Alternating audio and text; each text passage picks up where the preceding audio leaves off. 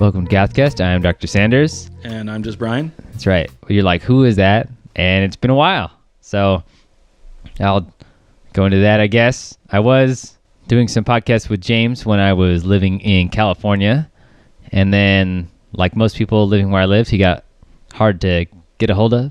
Didn't really answer his phone. He seemed kind of interested, but he's just, I was living in a desert, and people seem to not really want to do that much in the desert. So I came to Washington, and I got my friend Bryan to be on it now, and it's Bryan.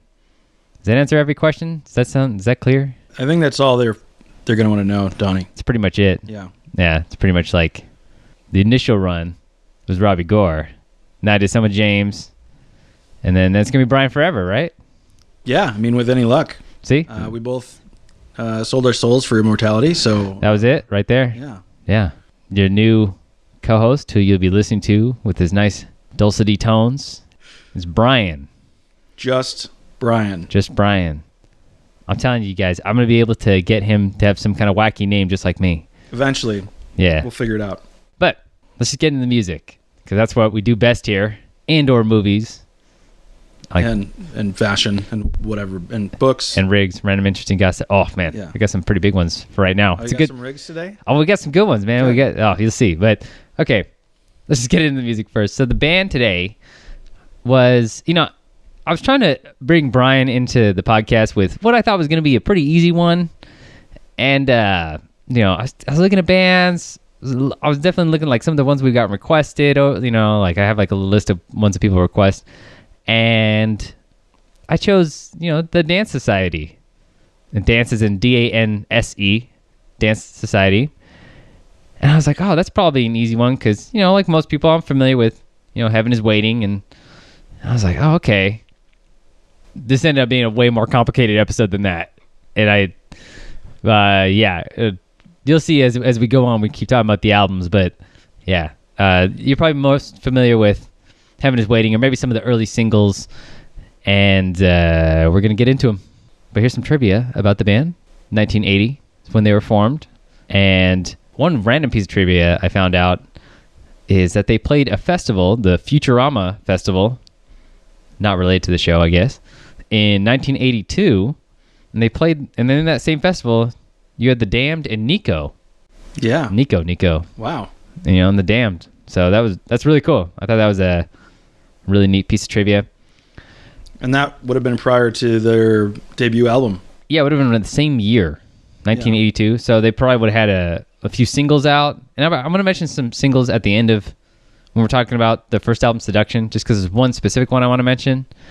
But first, we're going to talk about Seduction. So this is the first full-length album that they did. And it's a very interesting first album. And they were doing like different single releases, and you can actually buy a deluxe edition that has the album and then a few of the singles that came out around the same time. But typically we talk about the original release of the album, and this is a really interesting sounding record. It's kind of short too. I mean, yeah, it's only like 6 songs. So yeah, what did you think of this one?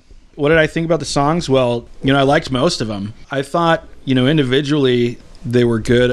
It didn't feel like they were kind of a cohesive album to me.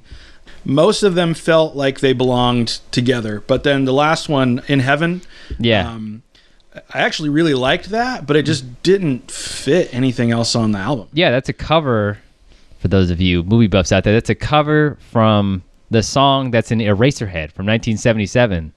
And that song's by Peter Ivers, written by Peter Ivers. Pretty sure he's the guy who did like New Wave Theater or something. And I forget who's the woman. Laurel Neer is the one who sang it. And they basically take, and by the way, if you listen to the one inside the movie, it's like a minute and a half.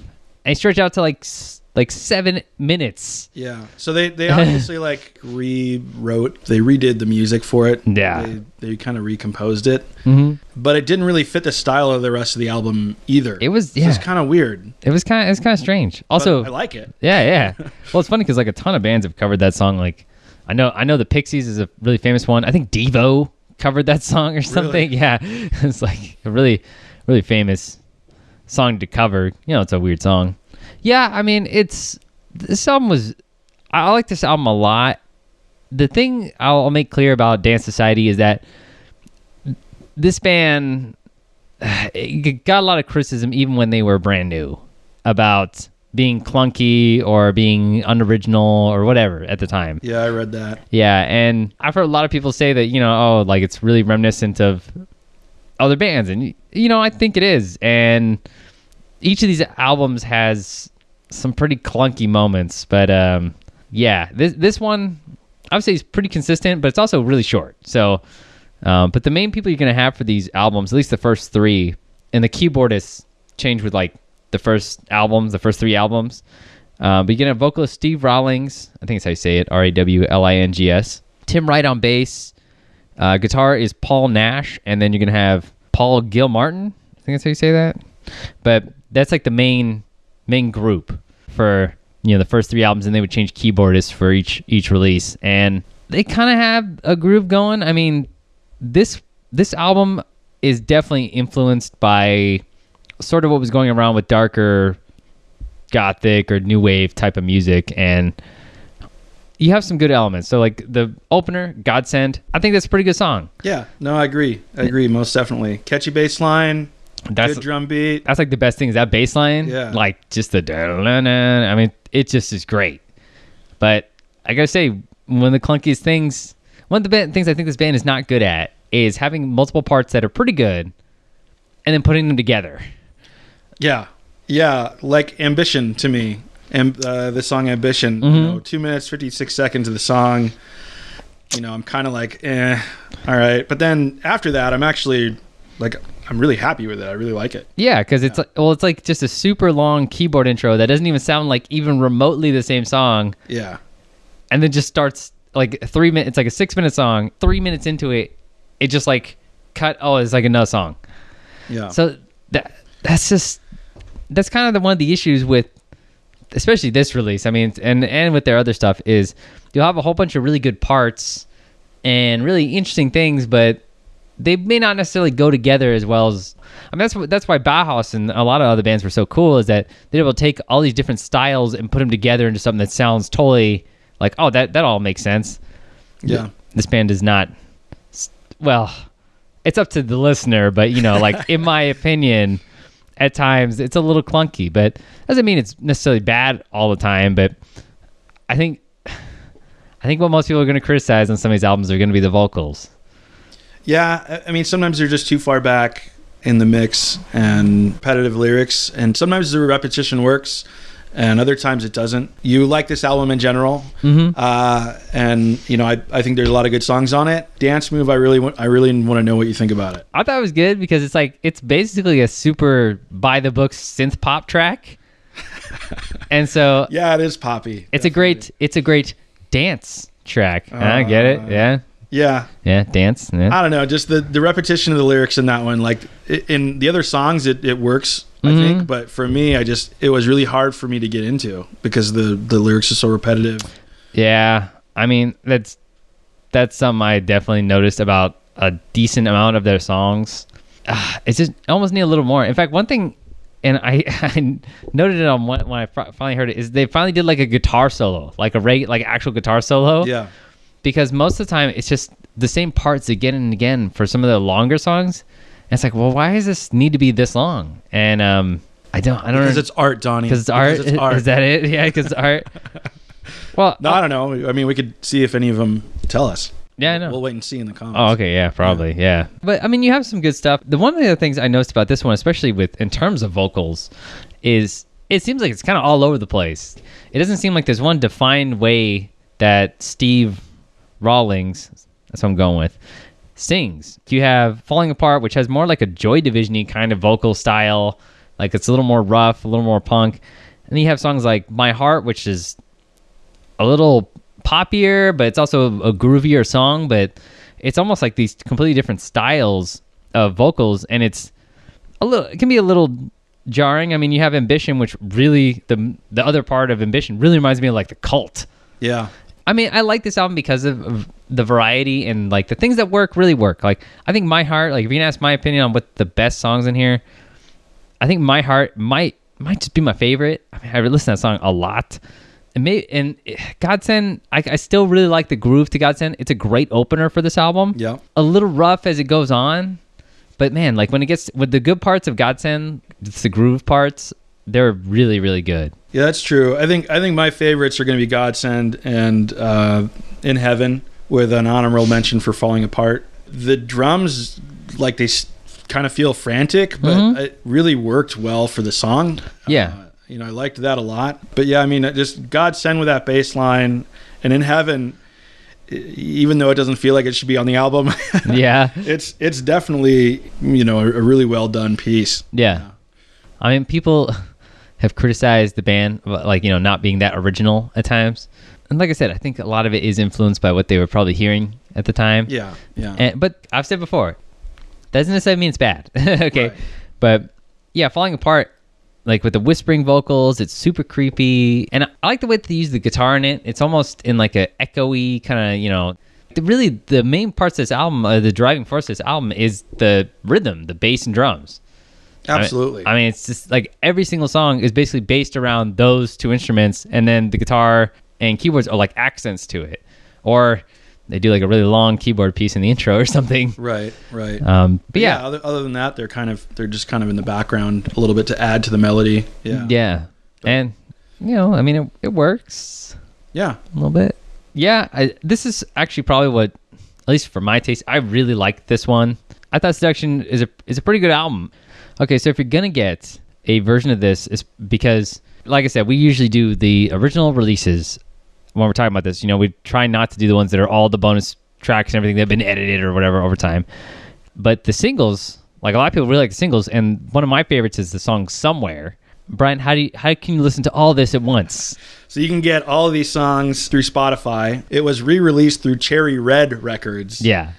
In 2001, all the songs from the original Seduction are on there. They're just not in the right order. And it's called Seduction, the Society Collection. So if you want to do that and then reorder them in your own playlist, it's Godsend, My Heart, Falling Apart, Dance Move, Ambition, and then In Heaven in that order. Yeah. And then, like I said, as far as the extra singles that are on there, or the ones that were released that weren't album-specific singles, Somewhere is, like, that's the one I recommend. I mean, some people think that's the best song they did. I mean, I think it's really good. So, yeah. So if you want to hear it and you want to hear like a good release of this album, then that's how you can find it. Also included on the re-release deluxe edition is We're So Happy. Again, probably a lot of people are familiar with this song because of its inclusion on Gothic Rock, the compilation album. Great song, great to dance to. So if you want to get that on a physical release that isn't a compilation album of other bands, then you could pick up the deluxe version or the Society Collection version of Seduction. But that is Seduction. Can't believe I didn't make a seduction joke. Yeah. This album seduced me into liking it. Whatever. That's Seduction. Welcome to recent interesting goth stuff, AKA Riggs. And so we actually have like some pretty decent stuff, and this actually isn't just because there hasn't been an episode in a long time. It's actually because there's a lot of cool stuff going on. Yeah. Number one, everybody's talking about it right now, was The Cure being inducted in the Rock and Roll Hall of Fame, and they had a very hilarious interview. Yeah, I have to give props to the woman interviewing. Robert Smith's a hard interview. Yeah. In general. Yeah, I'm trying to remember her name. Something Keegan. Keegan did a really good job in just like sticking with it because some of the questions that she had didn't really get a good response, and she coaxed some more information out of him and ended up being pretty good. Actually, I mean, of course the meme is Robert Smith walking up going, she's like, "Oh, are you excited as I am?" So he's like, "Apparently not." Like the sound of it, no. Yeah. It's like, It's so nice to meet you. Hi. Congratulations, The Cure Rock and Roll Hall of Fame inductees 2019. Are you as excited as I am? By the sounds of it, no. Oh no. What are we going to do? I'm sure we'll get there eventually. It's a bit early, isn't it? Yeah, I guess it is. It's so, that's the joke going around. But actually, if you actually listen to the interview, it's pretty good. But through that, that was kind of adding to, hopefully, and I've said this before, So hopefully it actually comes out. There's going to be a new Cure record. So seriously, it's been like 11 years. I think the last album was 2008. It's a pretty good album. I mean, you can listen to the actual episode where I talked about that release and I have my criticisms of it. But, I'm always excited to get new music from The Cure. And apparently they've recorded 19 songs so far, and many of them spanning from 10 to 12 minutes in length. This is from Consequence of Sound. I'm reading this from. And, they talk about maybe releasing a bigger kind of album and everything. And that's awesome. Word on the street, it's going to be dark and incredibly intense, which is fantastic to hear. That's what everybody wants to hear. Yeah. So when it comes out, I was trying to think of how I would review, because I've covered all the Cure albums so far on the podcast. I almost would have to be like, hey, here's an extra album review. Here's a bonus episode or something. But, to actually just cover that one. But hopefully this year we're going to get some new Cure music. And I think, God, think about how long it's been. 11 years. Think of what it was like in 2008 with the last time that an album was released from them. 2008. Different world. Definitely. Adding to that, we have another new album, Nick Cave and the Bad Seeds. So new Bad Seeds album is going to come out. Nick Cave has announced it. This is a follow-up to Skeleton Tree from 2016. And people are freaking out about that because the thing about Nick Cave is he releases a lot of music. And he's done so many projects, Grinder Man, and everything he does is so unique. And a lot of people are really excited to get a new Bad Seeds album. He says it's amazing. I'm sure he would probably say that. I've never heard an artist being like, man, my new album sucks. I never hear that. Well, I mean, it typically isn't a good way to self-promote, to talk about how terrible your own music is. Unless you're typo negative or something. The least worst stuff. Yeah. That was kind of the thing, I guess. Yeah, I mean, I guess it does work when you're, it's like reverse psychology. Yeah. Steal this record or whatever. Yeah, that's right. Yeah.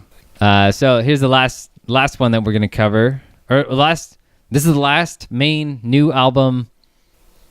There's a whole bunch of stuff coming out. That's what I'm trying to say. So last one we're going to talk about. This was really weird for me. So I was working on a Rosetta Stone video for my YouTube channel, and I reviewed An Eye for the Main Chance. Great album. I've talked about it on this podcast before.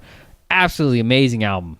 If you haven't heard Rosetta Stone's An Eye for the Main Chance, one of the best, it's released in 1991, one of the best 90s albums for Goth there is. And making that video, I thought, man, there's not going to be really any updates for this band. There hasn't been any updates for Rosetta Stone in forever. And it seemed like forever. And they heard you. They heard me because their new album, the new Rosetta Stone album, is called Seems Like Forever. And I was just shocked. If that's not a sign, I don't know what is. I don't know. I think they're fans. That was just weird. It was just weird. I was in the middle of making that video. I filmed all the main footage of me, and I had to do a voiceover to add to they're coming out with a new album. And right around the same time I filmed it, then they re-released Adrenaline on vinyl, and it was just crazy. Point is, there's gonna be a new Rosetta Stone album. Totally underrated band. Unfortunately, their later music, Eye for the Main Chance is such a great album, and then they kind of veered away from that as time went on, and it wasn't really my thing after a certain point.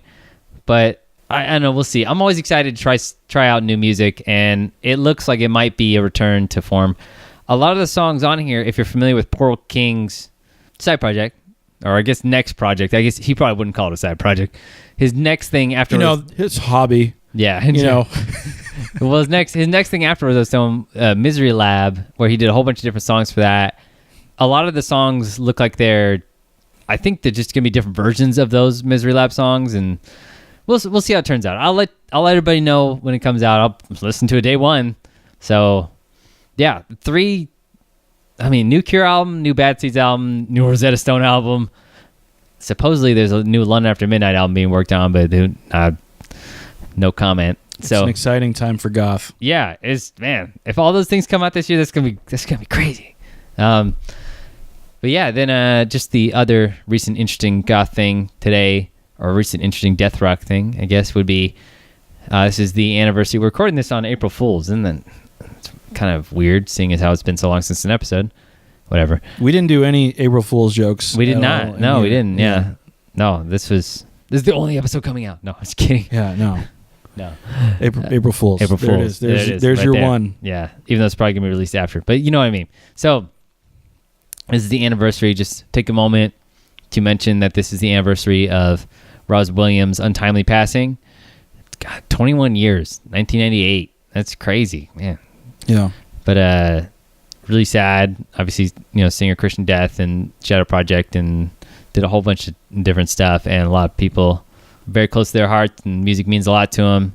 So I'll mention it just because it just happened. Well, it's the anniversary, and just thought I remind everybody that that's a really crazy thing, and reach out if you're hurting, and it's like a perfect example of somebody who was taken too early. Yeah. So since I don't want to end it on something so dark and real and sad, did you see the What We Do in the Shadows TV show came out? I didn't know that it came out. I know that they've been working on it. Oh my gosh, it is so good. Is it? It is so good. That's exciting. Oh my gosh, I was really hesitant at first. I was like, I don't know, like. Well, because what's his face and Jermaine weren't going to be in it. Yeah, and it was, but in New York instead of whatever. Anyway, I was just like, man. But man, I saw the first teaser. I was like, I think they got it. I saw the first episode. I was like, this totally nailed it for me. It's a little different. They reused a lot of things from the movie. I think it's to kind of get people familiar with, like, oh, here's what a familiar is. So you just jump right in, pretty much. Yeah, exactly. So if you're not familiar, if you've never seen What We Do in the Shadows, and you want to see a comedy vampire thing, totally great. If you're familiar with the show, some of the jokes are kind of reused a little bit, but I think it's to get people up to speed. Yeah, be like, here's why they have a servant. Here's the servant wants to be changed. You reuse some of the kind of, we need to do this in the house sort of jokes, and it's to be expected, but probably because they're trying to attract a much larger audience. I think that the original movie had such a small. Yeah, it was it was less than, I think it was produced for less than $2 million, and it made less than $7 million or something. I mean, it was, it's a cult film for sure. And I guess when you think about it, for a TV audience, a majority of people have no idea that was a movie. They're probably just going to stumble onto it and be like, oh, this is weird. Yeah. And then, they need something to tell them. They didn't play Vampire the Masquerade. They don't know any of the rules. They don't, Yeah. Is that it? Yeah. Oh, do you see that they're coming out with the new... Man, it's fun. We're just adding stuff to this news segment as we're talking about it. You see that they came out with the new trailer for the new Vampire Masquerade? Bloodlines thing? Yeah. The sequel to Bloodlines? Yes. That's crazy. I know it's just like a trailer or whatever. I don't think they have any gameplay in it, but man, it's like a weird year for goth stuff, right? Yeah. Thank God that people got into Undead over the last 10 years or so, that, now we're coming out with some cool stuff again in the video game world and television and movies and stuff. And it's crazy. That's, man, some people are super into that, by the way. Yeah. Well, I haven't done any of my own mods to Bloodlines, but I've definitely played that more times than I'd care to admit. God, that game was so buggy when it came out. It's hard to describe to people what that game was like when it came out. Yeah. You're just use that quick save, man. Yeah. No. And as buggy as it was still something I could not ever walk away from, no matter how angry at the program I got. Yeah. There's all these skills you're like, I'm never going to use this, but you have to use it for it's just, but we ever talk about that one time, we can get into it, but it was, we'll do a review or something. Yeah.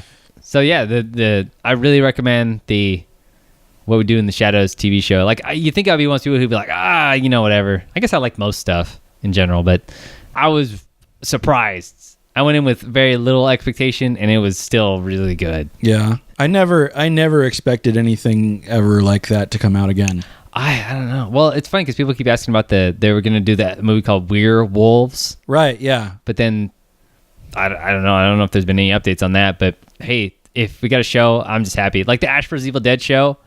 Oh my gosh. By the way, that ended so badly. Jesus, I I was so mad about the ending to that show. Yeah, that was one of the shows where I was waiting for the whole series to come out before I started watching so I could just binge the heck out of it. Oh, man. Now I'm having second thoughts. Seasons 1 and 2 are so good, and then season 3 was just like, what?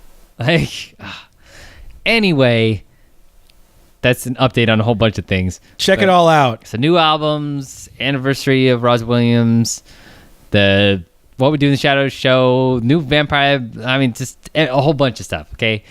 So that was Riggs. What a time to be alive. I'm serious.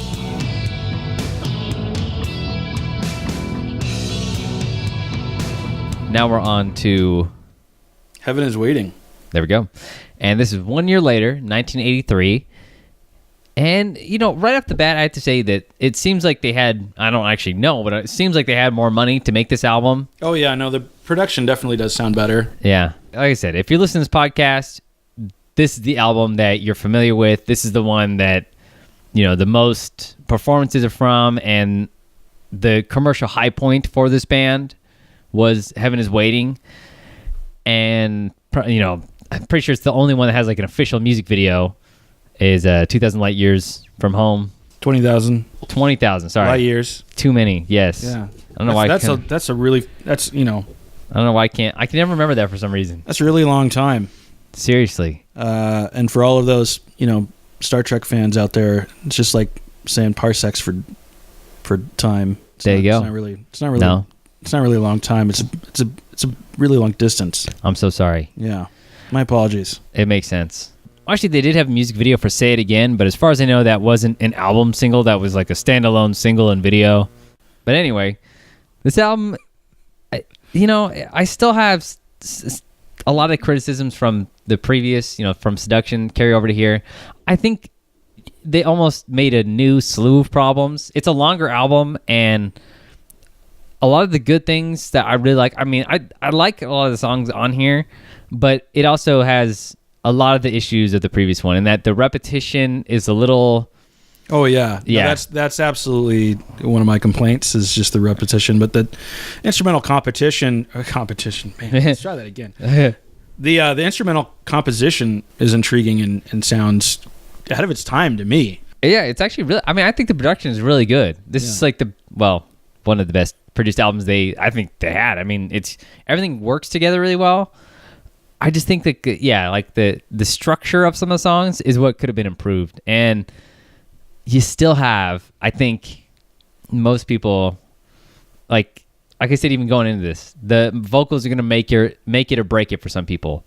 And this is the album where this is another album where you're going to have some parts where the vocals maybe don't match up as well as some people think they should. I'm not saying that's my opinion. I'm just saying that's what I've... I'll say it's my opinion. Oh, okay. All right. No, for sure. I definitely had trouble with the vocals on more of the tracks on here than the last one. And there's just more material, too. Well... Anyway. I mean, as a percentage. Oh, okay. All right. I'll get into some of the songs, talk about some of the positives before we kind of drill into that. Come Inside, I think it's a pretty good opener. I mean, great keyboard sound, And by the way, if you want like a really 80s sounding album, like as far as like keyboard sounds and everything, this is gonna be it. It has, the drum sound has that like typical like really like snappy drum sound, and the guitars have that really kind of lush like it's just really, really reminiscent of that time. Oh yeah, definitely. I could actually see a lot of these songs being used in movie soundtracks. Absolutely. Yeah, absolutely. The Come Inside is like a great opener. Starts kind of see a little bit of that repetitiveness in this one, but you have Wake Up, which is again another very synth pop kind of track, and I like it when they do the synth pop stuff. I mean, I think it's some of the better stuff that they do, although they were primarily like kind of trying to do the new wave like rock band sort of thing. Yeah, and it's got a lot of energy in it. It's a decent action movie score. Oh yeah, Angel. I totally thought that could be like a Blade Runner song. Just the way that everything sounds in there, like especially that keyboard sound, and like it's a dark synth based song, and the use of guitar and the keyboards. Yeah, I was like, this could be on Blade Runner, and that's my favorite film. And if I'm saying, hey, like this could be on the soundtrack for Blade Runner. Like that's a good song. You know, I liked the song in general, but I did have a problem with the vocals on Angel. Yeah, you know, I actually wouldn't mind hearing it. That's probably the wrong way to say that. I would really like to hear that covered by somebody. Man, either yelling or screaming or just something different. Being vocally really aggressive. Something with aggressive vocals, you know. Even a punk cover I'd be good with. Yeah, I can see that. Really, when we get to... this is a perfect example. So, Where Are We Now? That's a pretty cool song. Like, the keyboards are cool. Like, the structure of it is cool. And although it has a really weird keyboard sound, it sounds like a little horn. No, it definitely like has a synthesized horn. And, but the acoustic guitar and the use of it is like neat. Like I see what they're going for, but the vocals on that, man, it was just really rough. Really, because I like that one more. I mean, that's, you know, out of the first 4 songs, that's my favorite of the 4. Oh, okay, all right. Well, I mean, man, you know, we don't have to agree on stuff. Well, I know we don't have to, but I'm just surprised by it. You know, I mean, like I said, it's a good song, but for me, like just the way I think their lyrics are more relatable to me. It feels like he's more invested in the song. Yeah. In this particular song. Yeah. Whenever we're criticizing Rawlings of, you know, the vocals, you kind of have to listen to it to kind of know what we're saying, and it does clash with it a little bit, and it could be the style they're going for, and that's what I was trying to think of. Like, okay, might not be for me, but you know, here's the style they're going for. Like I said, I double checked to make sure. Okay, am I the only one thinking this? And I was like, okay, I'm not the first person to think that maybe like they lack a little bit of energy at times. Even on this release, like you have some songs where he seems really into it, and then sometimes where it's just like really it just mumbly. Seems like he's going through the motions a little bit. Yeah, it's really strange to describe, but it's definitely their own style to it, you know? Yeah. I don't know if it's intentional or not, but that's what they got going for it. What about Red Light? By the way, Susie and the Banshees had a song called Red Light. So, you know, right there. Well, it's a great song. I think that's actually my favorite on the album. By the way, not related to the actual song. Yeah. The Susie and the Banshee song. Also my favorite on this album. Oh, really? Okay. Yeah, it's great. It's a great thing. Super, again, nice, cool keyboard sound. Like, what's cool about this band, I mean, like I said, they got a new keyboardist like for these first 3 albums. Like every single album, I'm pretty sure it has a different keyboardist every single release. And whoever it was definitely was like, this is going to be this kind of album, you know, or like they were embracing it for this one. And it really works. And this is just great sound for that. Yeah, I was a little worried for the first 3 songs that I wasn't going to have strong feelings about the album in general. And then by the time Where We Are Now came on, I was like, okay, well, you know, maybe this is going to turn around for me and I'm going to really, really like it. When Red Light came on, I was like, okay, great. Like, I'm actually super interested in listening to this. Yeah. Instead of just, you know, going like, okay, well, I listened to that. Now what? You know, I'm going to go back to listening to something else or whatever. But I definitely give this a listen again because of Red Light specifically. Yeah. And there's a couple other good songs on here, but I mean, it just kind of comes together here for me. This is why I always think it's so funny. Whenever people name an album after a song, and then I don't really like that song that much. So Heaven is Waiting, the actual song Heaven is Waiting, that was not necessarily my favorite song in the album. And I was like, man, like I always think it's so weird. Like for whatever reason, people name, you know, albums certain ways. Yeah. Well, I thought, you know, like why would, you would typically want to name, if you're going to name the album after a song on the album, you want it to be the one you think is going to be the hit. Yeah. Right. The one that everybody's going to be, you know, listening to, and the one that's going to get the most radio play and whatever else. And Heaven is Waiting for me felt really busy and kind of muddy. And you know, again, repetitive lyrics. The lyrics aren't specific enough really for me to feel like that they're relatable, you know, other than just like living is a chore. Right? Yeah. And yeah, sure, I can relate to that, but I don't need to, you know, listen to that for several minutes of just saying, you know, of somebody just saying living is a chore. It didn't feel inspired to me, which is really harsh criticism for music. I get, oh man, that's pretty rough. Yeah, like I said, I try to go into each album with like positive stuff, but like I said, there's a lot of good stuff on here. Maybe it sounds like we're focusing too much on the negative, but like I said, there is some really good stuff. Like I really like Angel, The Hurt. By the way, that loud, quiet dynamic in Oh the, in yeah, the Hurt, no, the Hurt is great. I think it's probably one of the best songs. You should put that in a video game for a video game location, like a cathedral or something like that. I mean, that's like fits the archetype really well. And actually, one of the things you have on this album and on Seduction is just that good, just solid drum and bass. Like, I mean, just like that rhythm section. Yeah. Iron. I mean, just so good. I mean, that just brings everything together. The guitar is better on here too. I think the use of a lot of acoustic guitars and stuff. That's kind of I like when they do the Corsi. They did add a lot of guitar compared to the last album on this. Yeah, for sure. Last album was like Seduction is much more of a sort of poppy songs, like in its own way, like catchiness to it. But this one was really trying to find the hooks for stuff, I think, a little bit more. Mm-hmm. And they succeeded in making that. I'm not sure if that's what their goal was with Seduction, but if it was, then I'm not sure they necessarily achieved it. With Heaven's Waiting, they got a little bit more, like a little more of a song you can hum or that you can instantly recall the melody to. Yeah. And you have a very specific cover on here, and that is 2,000 Light Years from Home. And if you're familiar with old goth music videos, then you're probably familiar with this one because it showed up on, I think it was in Goth Days or something, Goth Days, DAZE. That was like one of the, I had that DVD for a long time, and that music video was on there, and I'm pretty sure it appeared on another compilation as well. But at this time, Heaven is Waiting, they did a lot of promotion for this album. This is like I said, essentially their career highlight was this album, where they did the most promotion. They appeared on like the Tube. They did like TV performances, and 2,000 Light Years from Home was an interesting thing to do. It's another example of a goth band covering an older song and then reinterpreting it to be like spooky. and of course, if you're wondering where the original one is from, it's the 1967 song by the Rolling Stones from Their Majesty's Request. Good song. I don't know which one I would say I like better. I mean, I do enjoy the Rolling Stones music, and that album is, the original 1967 album, that album is trippy. And this is essentially just a darker version of it, like just way more 80s.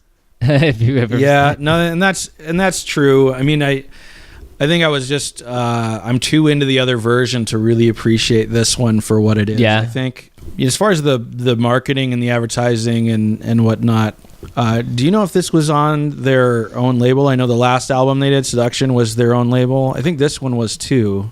I'm not sure who released this one, but yeah, I think this was also their label. So they actually did their own label for the first release, and I think they just call it the Society. I think this was their label also. And so it makes sense too, if they had some success with Seduction, that they would heavily invest in this in addition to the work they're going to be doing with other artists and that kind of thing, that they would put a lot of money aside to advertise their own stuff. It was released on both Arista and Society. Gotcha. Okay. Yeah. So yeah, that's it. A cover's always good to bank on for, like, especially for people familiar with it. Yeah. Something that they can reference. Something like, oh, somebody covered this. Like, you're just getting people to listen to it no matter what. So it's really smart. And this would also, like I said, there's so many goth bands and kind of like new wave bands would do covers of old songs, and it's a tradition to have one at least.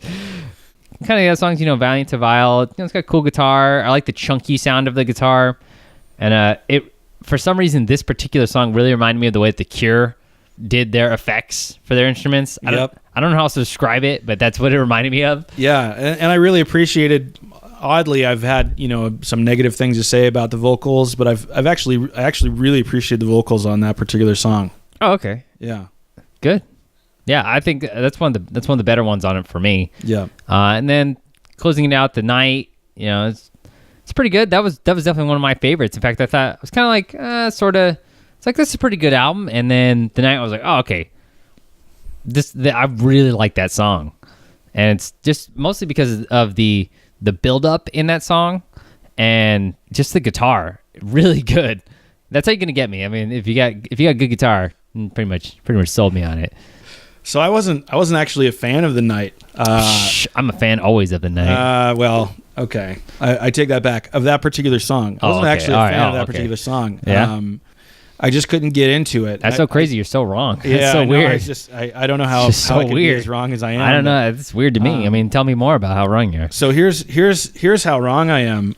What I did is I actually increased the speed of the song, and then I pitch corrected, and at a faster pace, I actually really enjoyed it. It is a little plotting, I would say. But that's a good in my notes, yeah.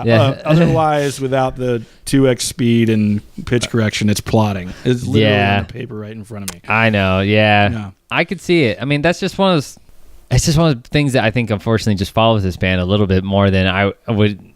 Even I tried to let on, is that some of their releases are just... They have a lot of hit or miss material. And Heaven is Waiting, like, I think overall, it's a pretty decent album. Like, it's actually... I mean, I could see why it was their career highlight, at least as far as, what we're going to be covering. Yeah. And especially at the time, 1983, with the musical landscape at the time. But I can also see why some people are kind of meh on it. But if you're going to listen to one album, well, I guess I would recommend Seduction, so I guess it doesn't count. But Heaven is Waiting is the most popular one. Well, and you're not going to find it on Spotify, so too bad. Yeah, that's so weird. So yeah. The popular one's not the one you can find on Spotify. Yeah, that to me is really strange, is that this is, I mean, by far, I think this is the most popular album they ever did, and you can't find it on Spotify. Like, you go find Seduction on Spotify, and Looking Through is on Spotify, and Heaven is Waiting is not on Spotify. Yeah. Or most of the services. In fact, I think even if, how you can go to YouTube sometime and they'll have like an artist as a topic, and you can go and listen to their albums through there. Right.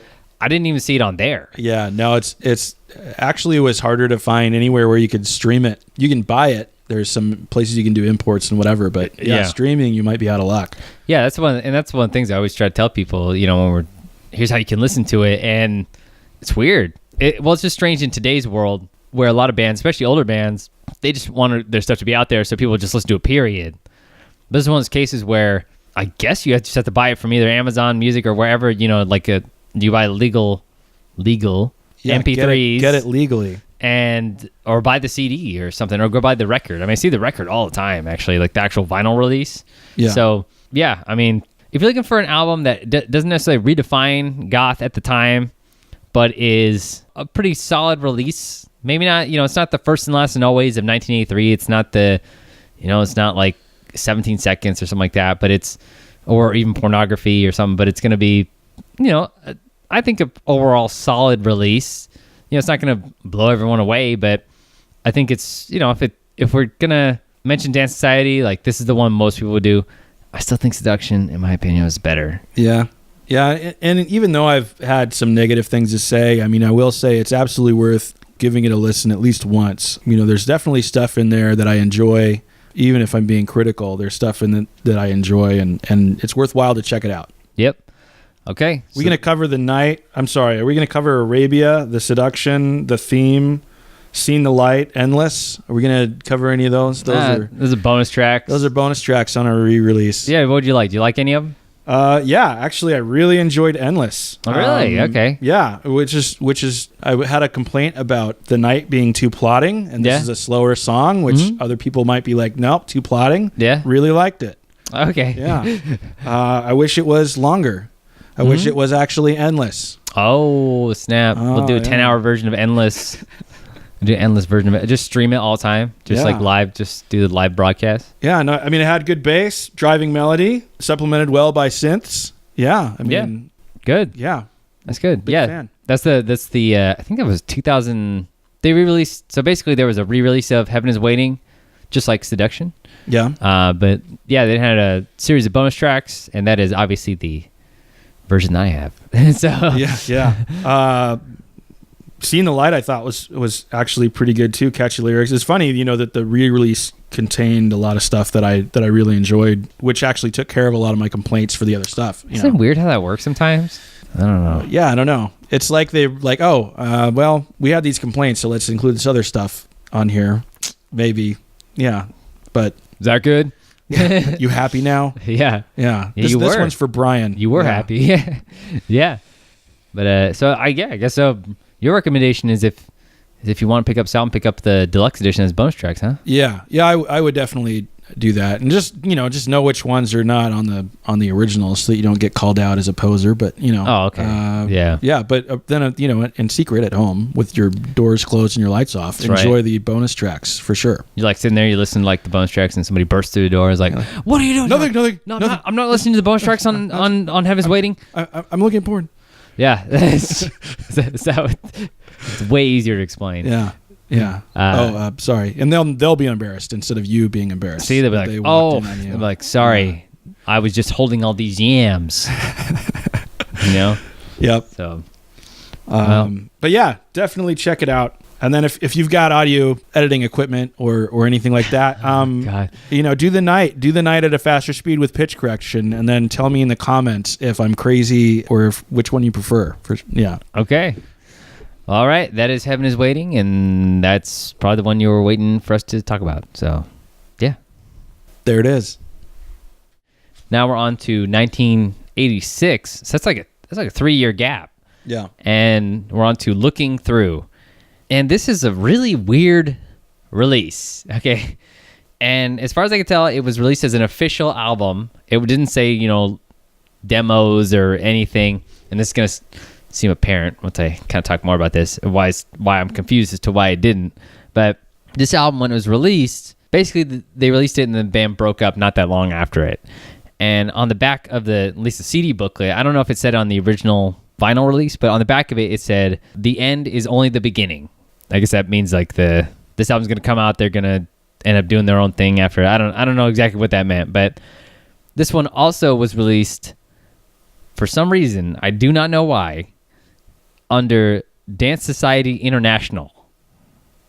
But like the spine and everything says the Danse Society International. I hadn't actually realized that. Yeah. And as far as no like modern release will say it, because you know how everything's just sorted by bands on Spotify or whatever. But this one, the spine and everything said Danse Society International. I don't know. But after the release of this, all the band members left besides the singer, Steve Rawlings. And yeah, I'll talk more about that after, we kind of discuss the album. But maybe they were hoping for a world tour. Maybe some, I don't know what it was, but one of the things I'll say right off the bat about this release, and it's really weird, and I thought something was wrong with my copy of it, is if you have the CD version, and I've read for the vinyl version, I don't have the vinyl record of it, I have the CD version, and it's really muffled. Like, I was like, man, this just sounds terrible, and I thought maybe I had like transferred the CD incorrectly or something. Like, nah, there's no way it's that bad. And like going to Amazon, I checked like Discogs and stuff. Everybody's just complaining about this terrible sound quality of this sounding like a really muffled cassette. And I was like, okay, I'm not crazy. Like, this is how this sounds. And people even said, back on the original release, the original vinyl release, like it was really rough. So yeah, going into Looking Through, just don't expect the quality as far as like mixing and instruments and stuff to be like Heaven is Waiting, because it's not. It might be waiting, but the sound quality is man. Yeah, it's even on Spotify. It's still that muffled quality. That's what's shocking to me is you would think that they would put it some time, effort, energy, whatever into maybe cleaning it up, remastering something. But nope. That's sounds exactly like it does on the CDs. That's yeah. If you're listening to these songs, and what's so weird is, like, I've heard some of the songs where they're not super muffled. I guess maybe it's just my definition of it changes, but some of the songs are way worse than others. That's my... Yeah, it was weird because, like, the first, 6 songs, maybe? 5 songs. The first 5 songs sounded pretty bad. The 6th song... it was like, okay, it, like, goes in and out. Yeah. So I'm not sure. I really don't know what they were doing, but I think it's the Anagram Records release of it. But like I said, I don't have my hands on an original vinyl record of it to be able to tell you if it is that bad. I've just yeah. It might have just been a bad master or something. The CD, the CD releases and the digital, like Spotify release and all that stuff, like, it's just not good. Right. That's what's important about it. And anyway, getting that out of the way, I just wanted to make that clear because that's going to be something I'm going to talk about, as we're talking about songs, is it's a little bit harder to gauge them whenever they sound that way, because you feel like you're not really getting the full experience of that song when it sounds really, really muffled, and like you're like, oh, like I feel like a good song is buried underneath this poor mastering. But anyway, let's get into the songs. Yeah. All That I Want. All I Want, yeah. All I Want. Yeah. I'm adding words to the titles. All here. That I Want. You know, I liked that being the first song to go in because it kind of set up my expectations for the album. Yeah. You know, the synths sounded closer to the foreground of, like, you know, they're kind of more in front of the song, which I really liked. Had a good energy. Sometimes the vocals a little too far back, but that might have just been because of the recording quality. Like, you couldn't hear it as well. But yeah, I mean, overall, I really liked it. Yeah, I'm mostly going to base my criticisms of these songs on the composition of them. Yeah. And performance, I guess, because who knows what they were trying to do with this at some points. I really feel like I didn't get a chance to listen to this like the correct way, maybe, or like probably not in the way the band would have wanted. I mean, if people are criticizing even the older versions of it, I don't know. But anyway, yeah, All I Want, I think, is a great opener. I mean, the band always has pretty good openers, I'd say. Yeah. But it's similar. I thought it was kind of similar structure to Heaven Is Waiting. Pretty long song. Is it too long? I don't know, but I thought it was all right. Good. I thought the length was pretty good. Yeah. I mean, the whole song worked for me. Okay, good. Yeah. Well, I actually like, you know, some of the material on here, and you have Institution. I thought that was a great song, but it's just a little rough. But it got a great opening. I loved it. I don't know if it's because I was, you know, not paying enough attention in the previous songs. Yeah. But, you know, I noticed for Institution and Looking Through in particular that there's like some dissonance in his voice. Like it's kind of like a little bit off key occasionally, or like there's like a double vocal track or whatever where one of them is right and the other one's slightly off. And even though I'm pointing this out, it actually works fairly well for the song. Yeah. Normally, that's not something I really like if it happens too often, but, you know, it is something I recognize in here, and I was like, oh, actually, I kind of like that. Yeah, I know exactly what you're talking about, whereas there's a lot of, on this album specifically, there's a lot of layered vocals on certain songs, and yeah, you're not joking by saying some of them line up really well, and some of them are just all over the place. Yeah. And yeah, it worked. I guess it's hard to tell if that's what they're trying to do. I mean, I don't know, but you know, if you like it, that's good. Yeah. Actually, one of my do you not like it? I thought it was okay. Like, you know, I thought that's fair. Yeah. I just wish I would know what their intention was. Yeah. Because it seems like a lot of the songs are structured like a basic kind of pop song sort of mentality with it, or maybe, you know, just like a kind of what was common for a lot of goth music, but it just, I don't know, like the mixing and the way some of the stuff is recorded, it just does not reflect that at all. I think one of my favorite songs, it's called Sunset Gun. I really like this song for whatever reason. I really like the synth in it too. That it sounds like choral, like it sounds like singing. I made sure not to be on any drugs while I was listening to this one. Yeah. It was, I don't know how to describe it, but it just sounds like not even like the cheap vocal synth voices or whatever, but there's just this hint of like, it sounds like somebody's singing, but it's not. It's synth. I don't know. It's really good. By far, I mean, it might just be one of my favorite songs by them, period. But yeah, Sunset Gun, got cool guitar. It's composed great. It's great keyboard. Like, it's almost like, oh, it says right here, it has a solo. Right, yeah. It has a solo. It has a guitar in it that's not just the chorus or the melody. Yeah. Because this album, for me, I'm not that hot on this album. But Sunset Gun, like, if you're going to listen to something from this album, listen to the really muffled Sunset Gun. Like, I really liked it. I really liked it a lot. That, if it's not in my top 5 by them, it's close for me. Yeah. I mean, it's really, I do like it a lot as well. Yeah, it's really good. Yeah, that's the thing about this album. With Heaven Is Waiting, you have a pretty good album, you know, like kind of hidden under some maybe averageness, you know. So I'm trying not to be mean. I'm really not. Like, in Seduction, I think Seduction was just better overall.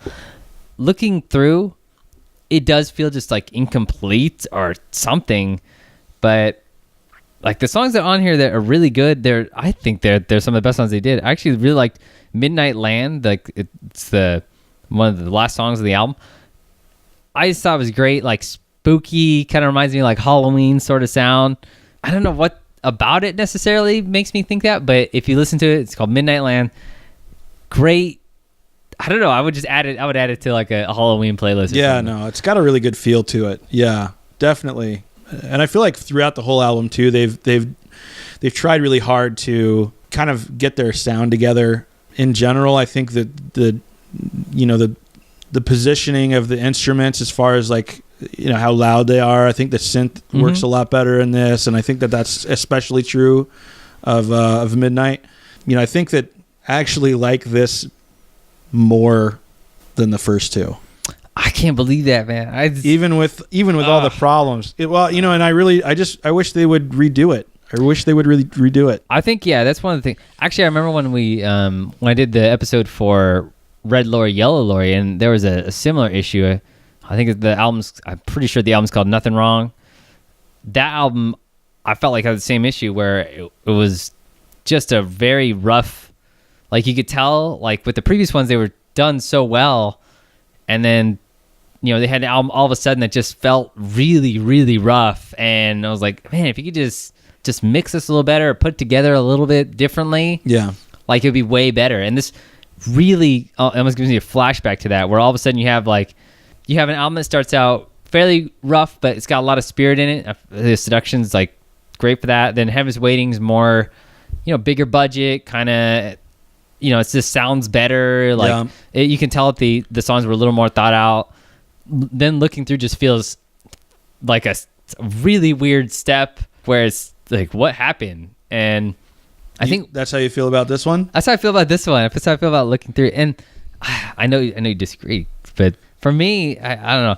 Well, I think one of the songs that just sums up how I feel about this is the song House of Love. Like, what the heck is that song? Really? I really liked it. Okay. I really liked it. I mean, I think that the lyrics are kind of high school. They are. And it's like but I really cheesy, liked it anyway. It's like that song, for better or worse, sums up a lot of people's criticisms for the 80s. I mean, it's a fair assessment, but I really like the album overall. I think that I like the album more. I think it feels more coherent. I think that they definitely have their instruments, you know, instrumentation and the instrument positioning better. And yeah, it's funny. I liked House of Love. That's so yeah, of course. I liked House of Love. I liked Runaway. I mean, I guess you know, we can disagree on whatever, but yeah, Sunset Gun. Yeah. Great song. I think easily that song is like one of the best ones they did. So yeah, that's the weird thing about this. I'm very conflicted on this release because I do think that they fixed a lot of, as far as composition issues, like as far as making things maybe not as quite as repetitive in some ways, or noodling with instruments a little more, kind of pushing. Sold, man. What else do you want? I don't know. It's just some of the stuff. Like I just was so not into. Yeah. Just like, I don't know. Don't Stop Now. Like, I mean, it just didn't feel, I don't know how to describe it. I did not enjoy this one as much. That's all right, man. You don't have to enjoy everything that comes across. That's just so crazy. The needle. Yeah. So, well, yeah, that's Looking Through. And this was basically just a release, and they broke up. And so everyone besides the lead singer, Steve Rawlings left, and he went on to do one more single, and he called it Society, and it's called Saturn Girl. That was like 1 year later, so they stopped in 1987. So that was kind of it. It was Danse Society.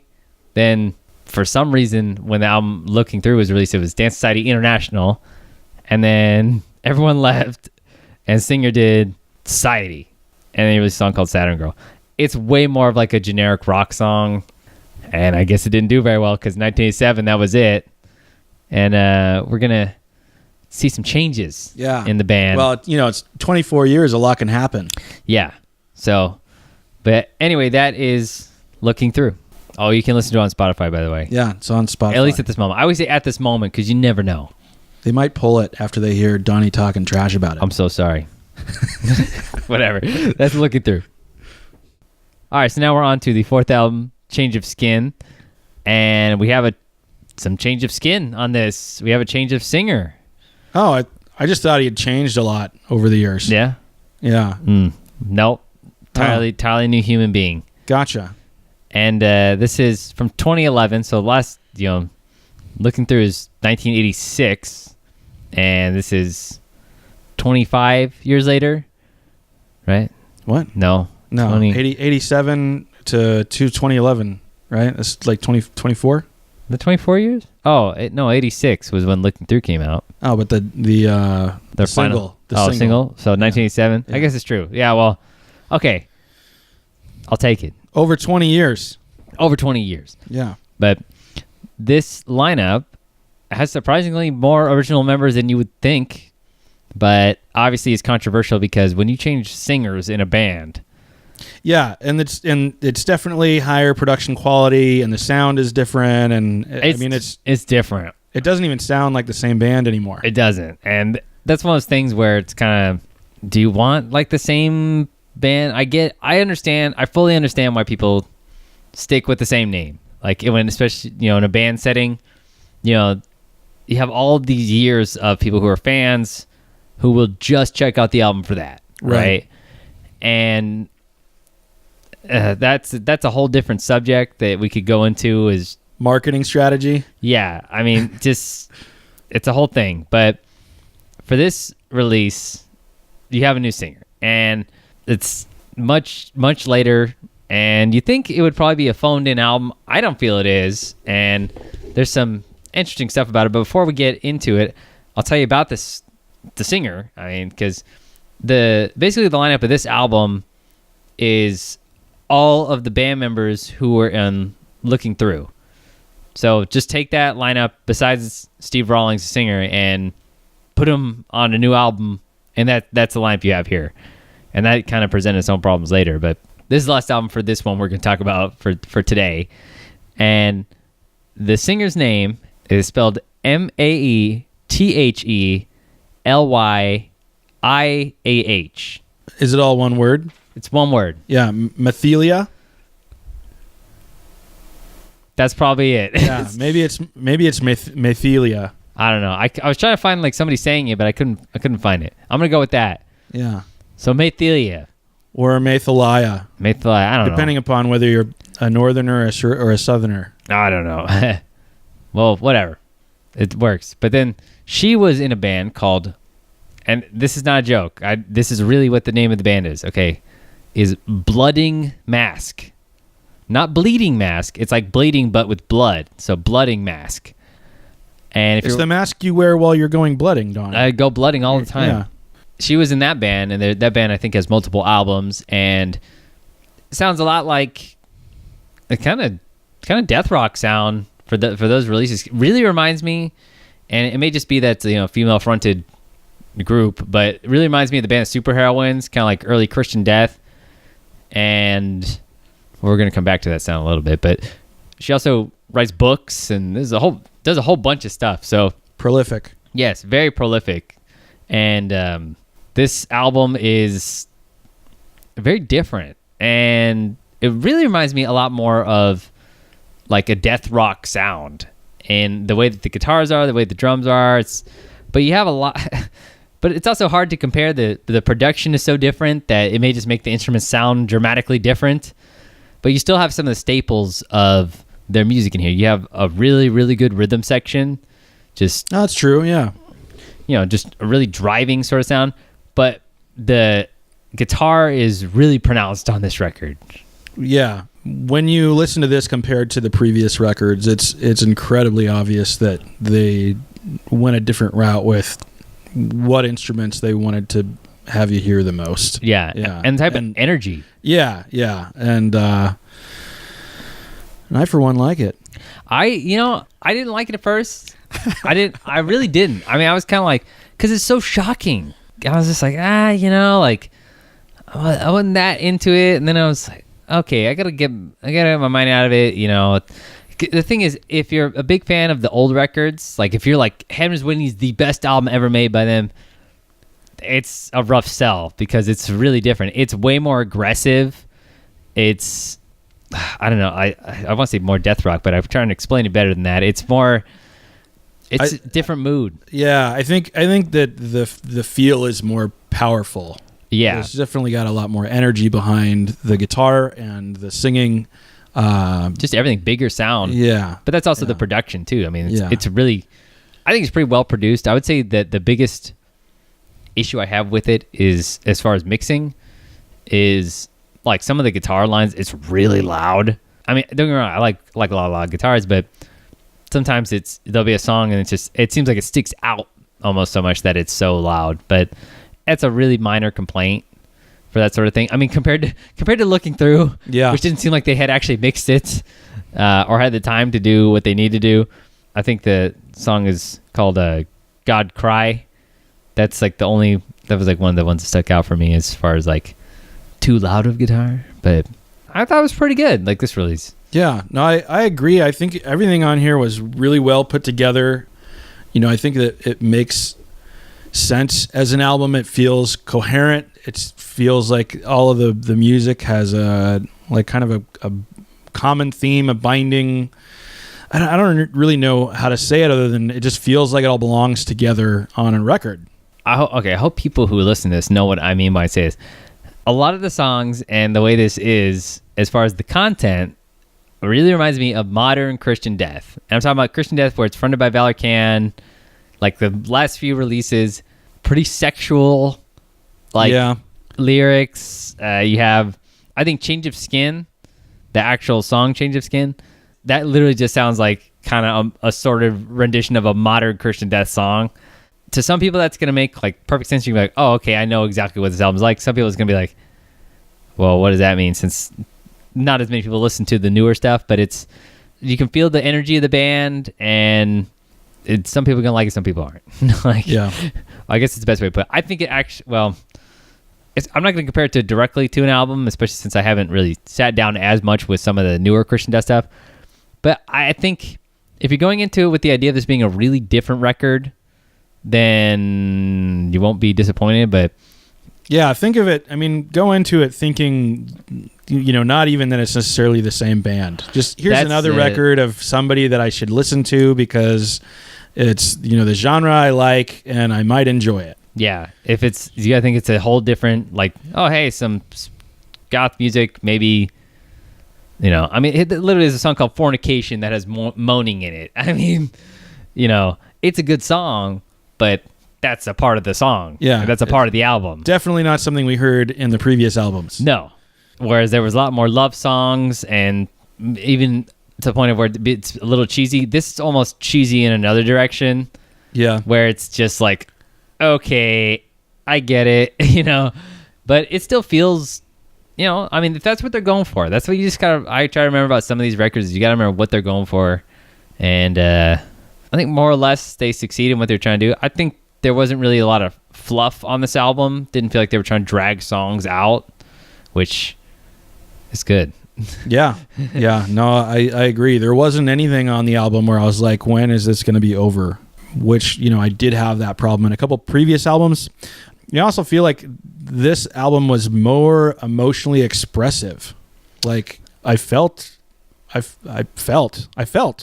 something. You felt. Yeah, no, just I felt this was more emotionally expressive than the previous albums.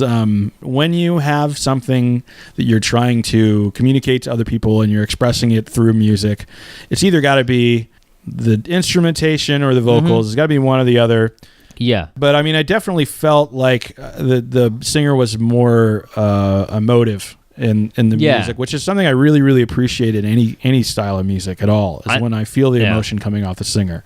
And you feel like I feel like that's your biggest complaint with Steve Rawlings is... Yeah. And if it matches the music, that's okay, but like some of the things... Yeah, it's hit or miss. It's just... Yeah, but I can see it. I mean, singer in this way into it. I mean, really into it. Really just invested. You feel it like, and maybe not technically the best singer.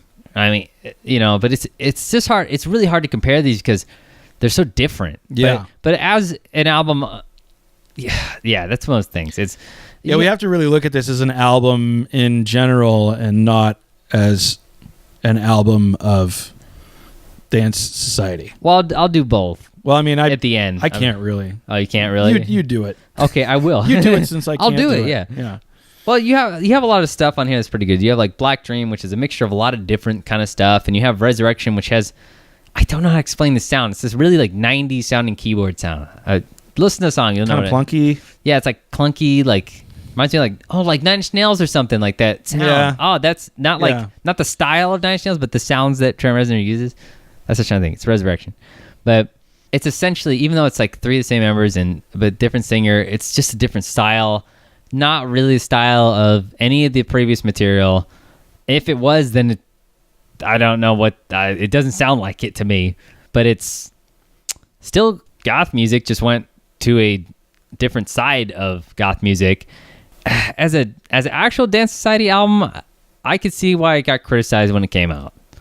Like, it's funny because they didn't like the other three, so now that this one's completely different, why would I guess it's true. It's weird that they it's like, okay, well, you don't like this, and then they change everything up and they catch flack for that. Yeah. Whereas like, like we said, like apparently critics at the time and even some modern people are pretty harsh about their older albums, and so they do something radically different. It's like, hey, we're still this band, listen to this, and it's like, they're like, that's so different. Bring back the other stuff we didn't like. That's basically what, if you can understand like what a modern critic is, that's essentially. Yeah, no, it's just weird. It's just weird. Yeah, but I get what you're saying, definitely about that. But I could see if you were really into like. It's good in a different way. I don't know. Like, yeah, that's the thing, is even trying to look at it from the point of, okay, like this is a band going through a transformation. It's almost too dramatic for me to be like, this is the same thing. And the things I liked about them back then are almost completely lost here. Like, yeah, they have good rhythm and stuff, but it's just totally different songwriting. And I guess I have to be okay with that. They changed it up so dramatically in that way, in the songwriting sense. Who says you have to be okay with it, man? Oh, I guess that's true. Yeah. I don't have to. Yeah. But as a Danse Society record, it's really weird. You're really conflicted on this. I'm conflicted. I'm really conflicted on it. I mean, because it is just so dramatically different.